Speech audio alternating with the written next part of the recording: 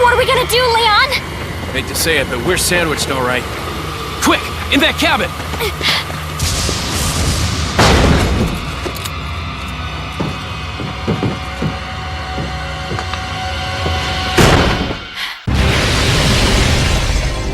Capcom are the masters of the undead, survival and horror genre, from Dino Crisis, Dead Rising and the biggest by far, Biohazard or Resident Evil as it's known here in the West. From its Saturn PS1 origins, it was not quite the vanguard of 3D survival horror, a movement claimed by Alone in the Dark, which was released 4 years prior, but in 1992 by French company Infogrames, better known as Atari nowadays.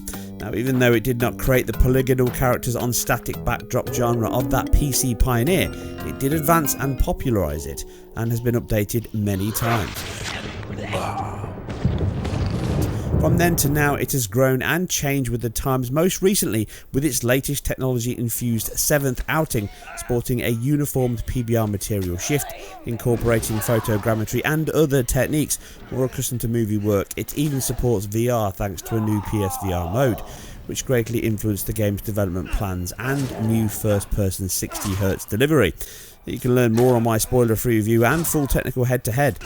But no title or series, or possibly in existence, has ever been milked and ported as much as its last paradigm shift in 4, an exclusive that ignored the meaning of the word in every possible sense.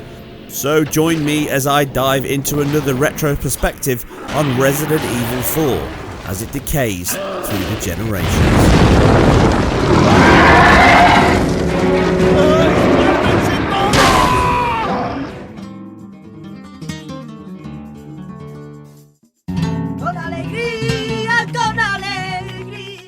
It all started life as a then GameCube exclusive. Whoosh. Let's pretend the PS2 announced title was never made and that Shinji Mikami never had to cut his own head off. It not only reinvigorated the series, pushing it into its current action survival style, but it was a phenomenal success for the company and series as a whole. Not surprising for a title that is still having new releases 11 years after its debut. Clocking the same number of platforms across that journey, covering every single release, would be a tough ask. But even though iOS and Android releases have seen it sucked to the bone of any other potential market share, with some lacking versions on those platforms, this video will concentrate on its entire console and PC releases to give it a full analysis before, hopefully, its final resting place on the PS4 and Xbox One recent releases. Oh yes, and the forthcoming sumptuous fan-made PC remaster, updating every asset, door handle, control panel. Would you look at the knobs on that? Anyway. The origins go back to pre-millennium to 1999, and before we knew the world would not actually end and cash points did not randomly start spewing money, and damn did I waste my New Year's evening that year, I can tell you.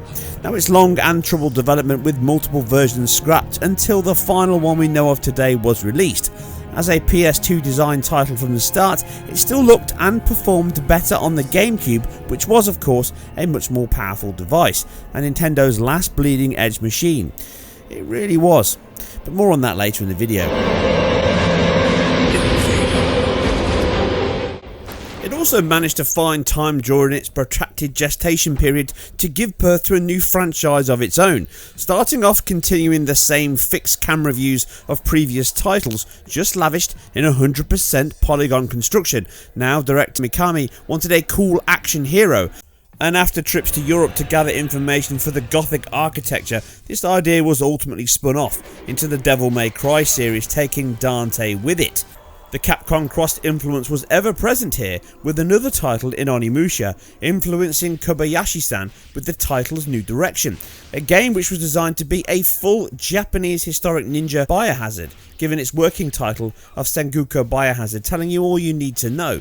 It predates all of the titles mentioned in addition to its debut console itself, a tale for another video.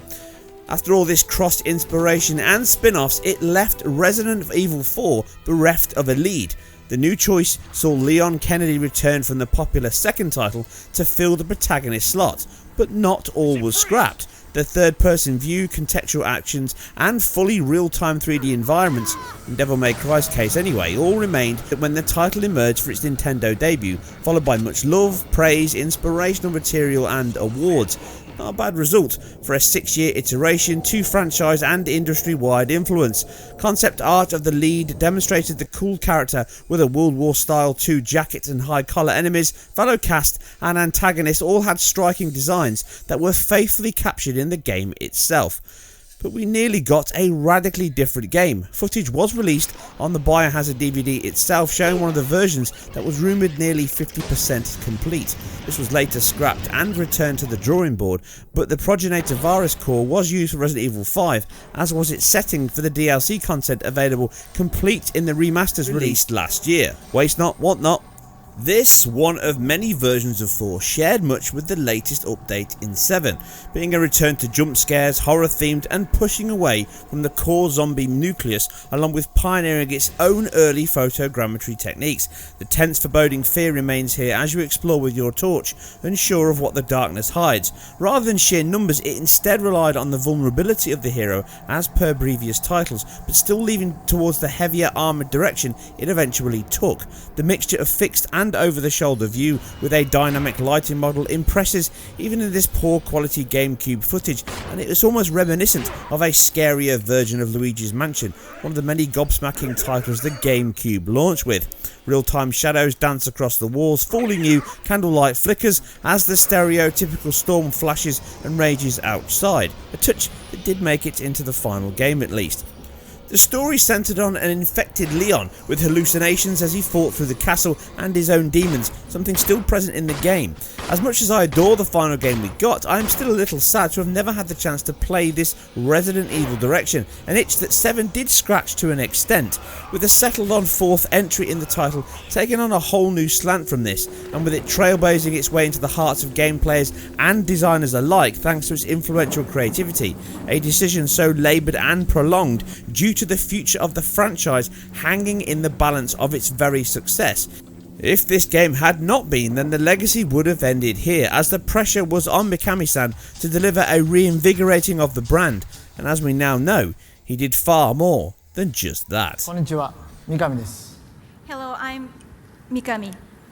The final plot revolves around Leon being sent to rescue the US president's daughter, lost somewhere in Spain, being held by the Los Iluminados. The locals are anything but welcome, bringing out the torch and pitchforks, both metaphorically and physically. This is the biggest shift, as the enemies are no longer lumbering meat bags, instead replaced with intelligent, fast, and downright crap-inducing fear. The sack-headed chainsaw fiend is a work of art and exemplifies the panic and haste you feel to escape, a Texas Chainsaw inspiration that has continued into the latest title, only exacerbated by the game's intentional control system and third-person view, delivering a fresh new feeling of fear even when you are so well armed and action ready compared to previous titles.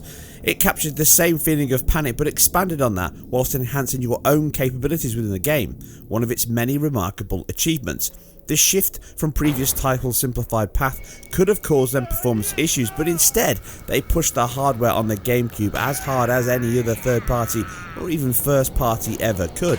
This was all pre-MT Engine, and as such was still back in the days when engines, already the tools and codebase, were all created around the individual title. This had complications in its cross-platform release of 2 consoles and a PC version in the first few years, and is one of the last games from Capcom before the multi-threaded engine took over the company's games releases. Used in the PS3, the Xbox 360 and even the PC and now last gen remasters, the GameCube's bespoke engine did get used in other titles like PNO3 and the Wii version, along with Dead Rising Chop Till You Drop, but it was largely unique and created for the GameCube hardware and the game direction, of which the Wii was merely an extension of that design. But even as a project the game may have been headed for the PS2, this was still a port from the game's real home and intended launchpad of the GameCube. After the 2003 footage shown at the Tokyo Game Show, it was in early 2004 we got our first look of just what they had decided on, and it was a revelation all of its own. Now, Now, many did not believe this was all running on the GameCube machine in real time, as the character models, animation, and intense polygon count of everything and the scenery was remarkable, sporting far more detailed characters, objects, textures, and effects, whilst also booking the pre-rendered fixed camera points. It all seemed too good to be true. Not only was it, but it surpassed all those shown areas in the final game, and, well, we all know how well it played and impacted the gaming landscape at large. Horror was back, and it sported a floppy side parting. Running at a native 640x480 progressive scan, the game is actually condensed into a non-widescreen format, and it cannot be changed here. The option was added for the PS2 to make this a genuine widescreen display of sorts, as the image is simply stretched across the screen. You no longer have a 4x3 format, even though it looks better with it. Now, aside this, the updates to the game and how it all connects are so intuitive as to take for granted now, but back in 2004, this was a true defining point in games. With much of what it started, we all take as standard function now.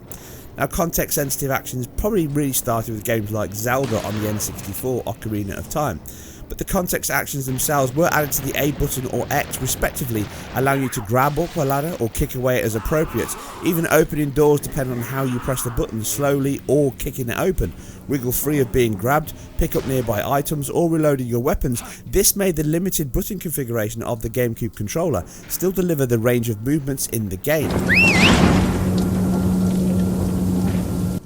The new shoulder view allowed far more accurate aiming and as much as shooting enemies in the hand, causing them to drop the weapons, the foots to stumble, the legs, the head, etc., making your aiming and action more frantic. Precision was always required, and the fact that bullets penetrated more than one object at once means that a 2-for-1 headshot was always the best thing.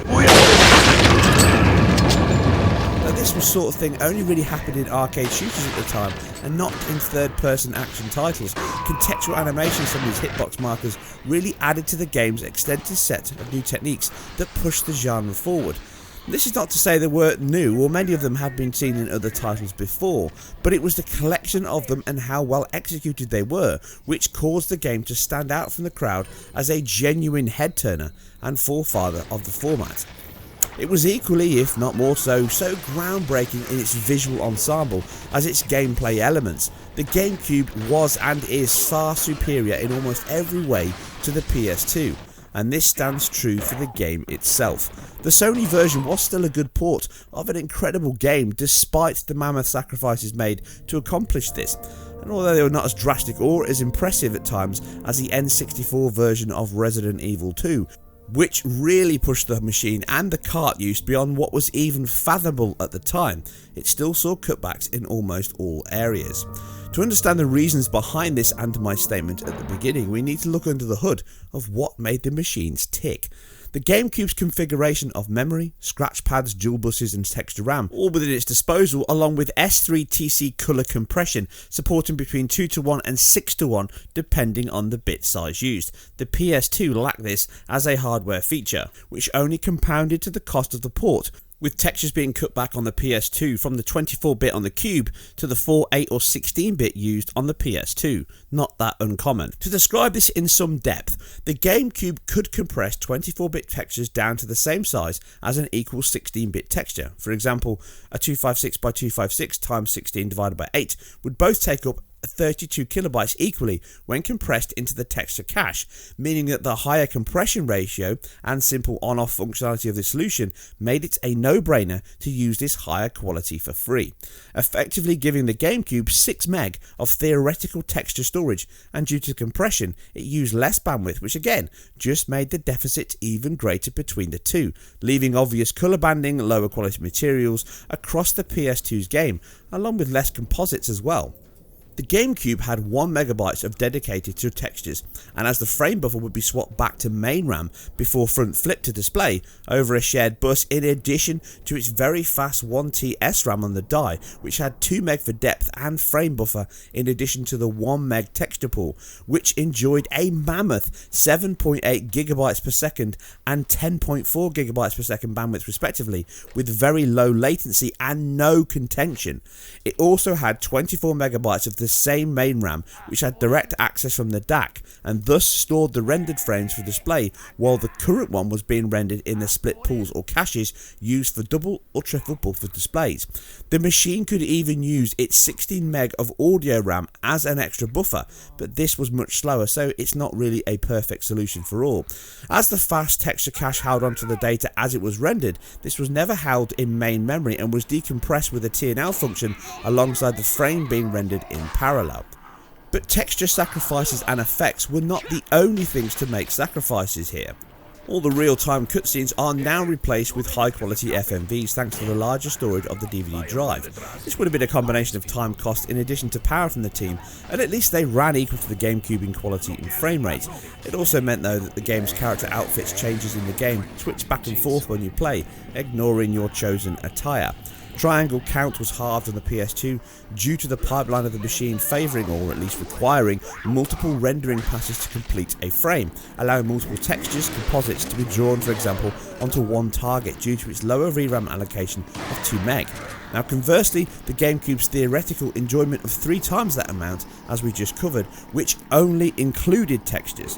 The PS2 had to render Z, stencil textures, and all this in its very wide and fast space. The PS2's vast bandwidth, 16 parallel pipelines and legendary overdraw capabilities, approximately 2.4 billion pixels per second, came at the cost here, with around 5,000 polygons being used on Leon for the PS2 versus the 10,000 count on the GameCube.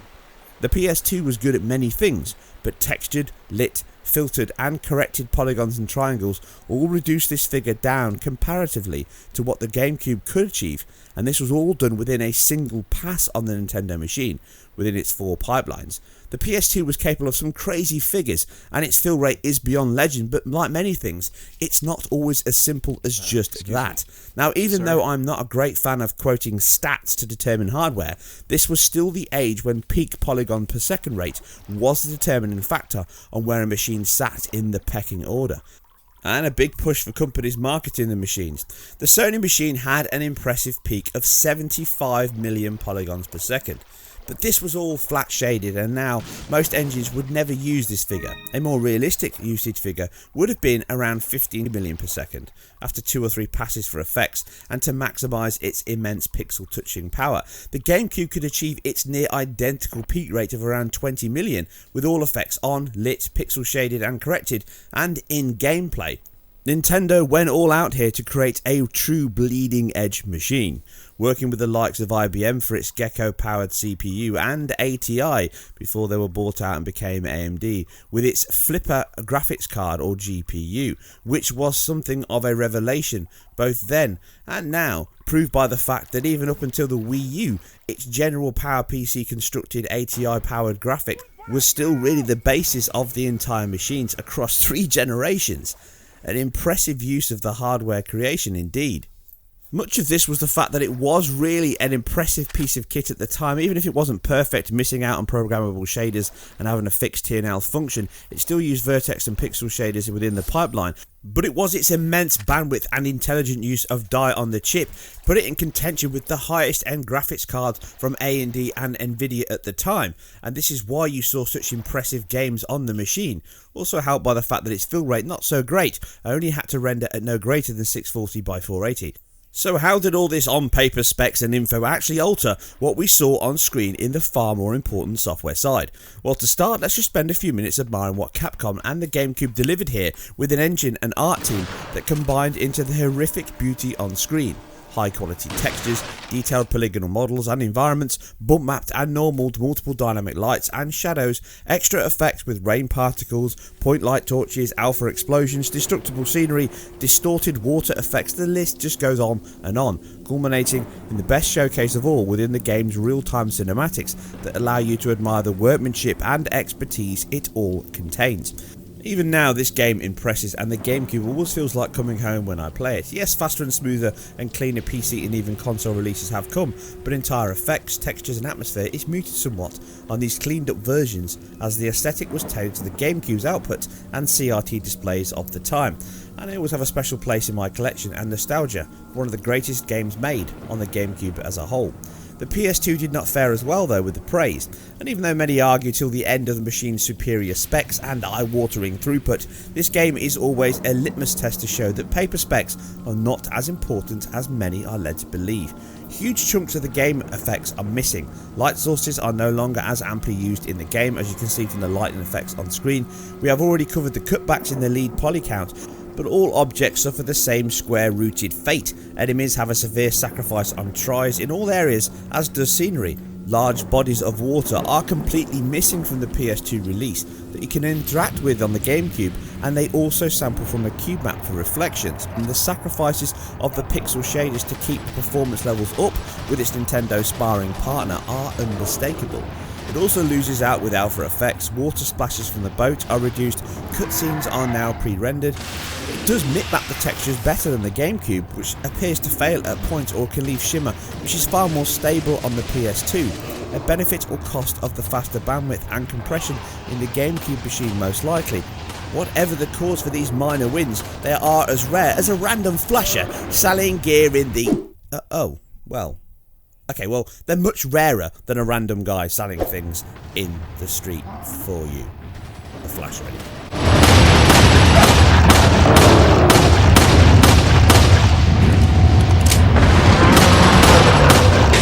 On to performance. This game was a 30 FPS title, and I feel like I've repeated myself to nauseum here in the sense of what frame time and frame pacing matters. But here, the GameCube was one of the first machines in Europe to offer a hardware option to flip between 60 and 50 Hz without worrying about modding your machine or changing the physical hardware output. But it doesn't matter what you do here, you still get the frame pacing issues I've talked about at no end. From 16, 30 and 50 milliseconds and sometimes beyond, the game keeps a range up and about as it flips between the two times, giving you a 30 Hz rate, but with inconsistent frame pacing. But it still feels consistent and smooth enough to play, even if not ideal to modern game standards. The visual sacrifices made to the game on the PS2 were done to keep the performance levels equal to the GameCube, and as you can see, they achieved that by and large. You do get longer spikes when it flips and loads into the real-time cutscenes which the GameCube offers, and loading the video sequence on the PS2, but outside of that, it really is like for like across all tested sections, which you can see examples of on screen right now.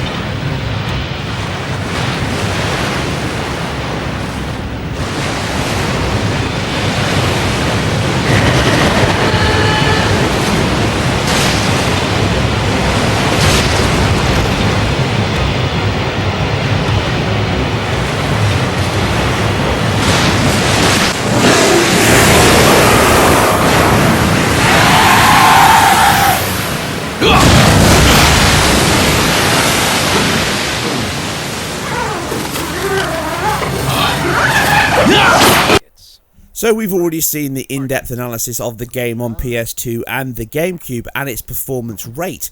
So it also appeared on many other machines, as I've already covered. One of those was the Wii, the next console from Nintendo. But this was really not what you'd expect of a full modern day hardware remaster. It instead was really a genuine port. But it did offer full widescreen support. But many who have played the game can tell quite instantly that this again is a cheap cop-out. They simply take the 4:3 ratio of the original GameCube game and then zoom it in, which gives you much lower quality assets and texture work because everything looked blown up and stretched and very aliased indeed, running at the same resolution as its original GameCube output and engine. Everything else is the same, but you can now aim on screen using the Wii remote, which does make some sections a little more fun, but it is a little cumbersome to get used to the control and and the split between the nunchuck and the controller, which you get used to coming off the back of the GameCube and PS2 releases. The control pad is still my preferred method of playing this game, but the Wii does offer up a decent version to play the game, and as you can see here, it's visually identical to the GameCube, so all the previous sacrifices that came out for the PS2 are all reinstated with real-time cutscenes and all of the water effects and visual effects back together, because basically this is an upclocked and improved GameCube in hardware design, so that makes perfect sense.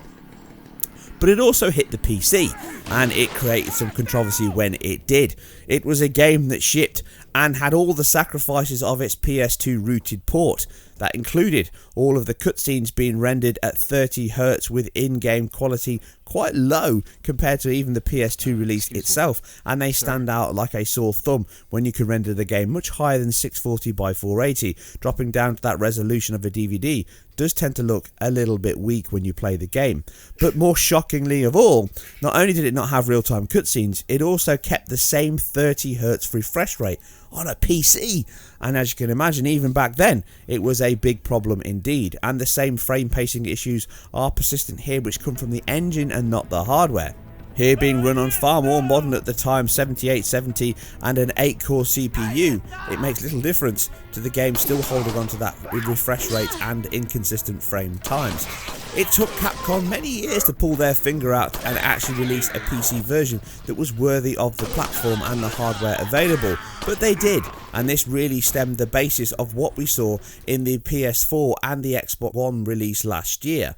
This was really an up-ported 60Hz refreshed 1080p game that looked and worked well, if not really reinvigorating the franchise overall. And actually, it loses some of its impact and feel for me because it's far too clean and loses that VHS type grungy look that I always appreciated. I was wondering if you might recognize a girl in this photograph.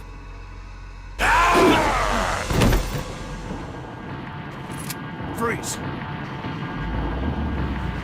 I said freeze!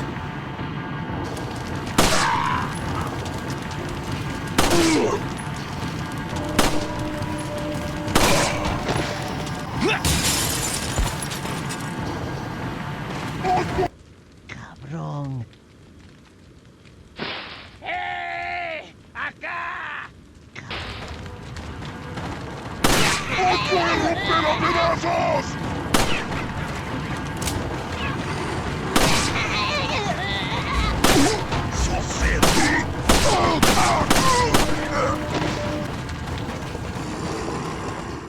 ¡Por allí! ¡No dejes que se escape! ¡Agárralo! Vayan por detrás. Planning. Chainsaw.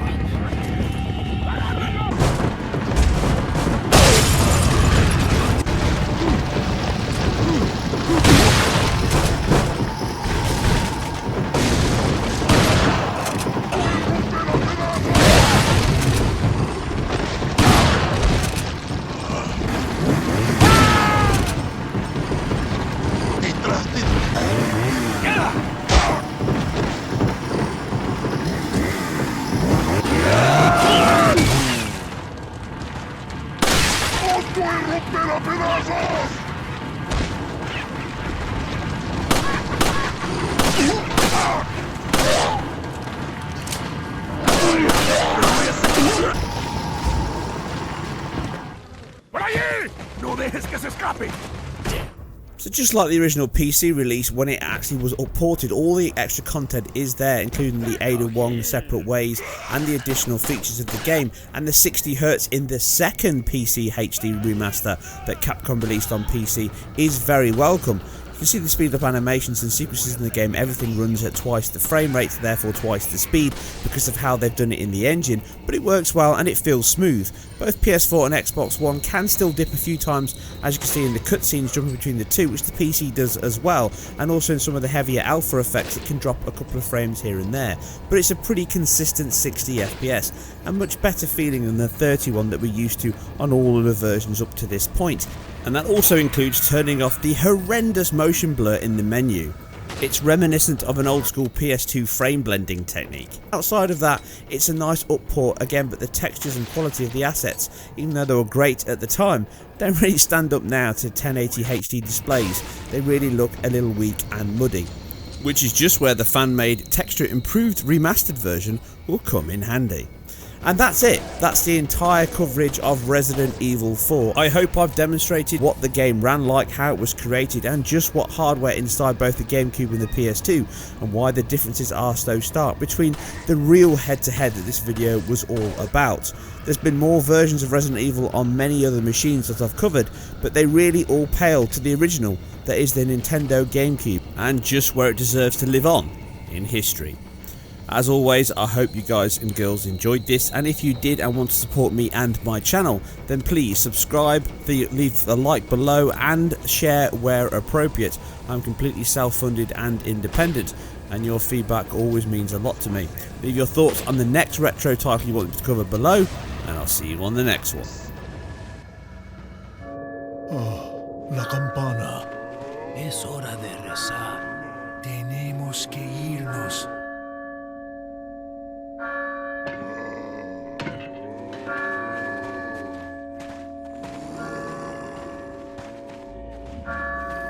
Lord Sattler.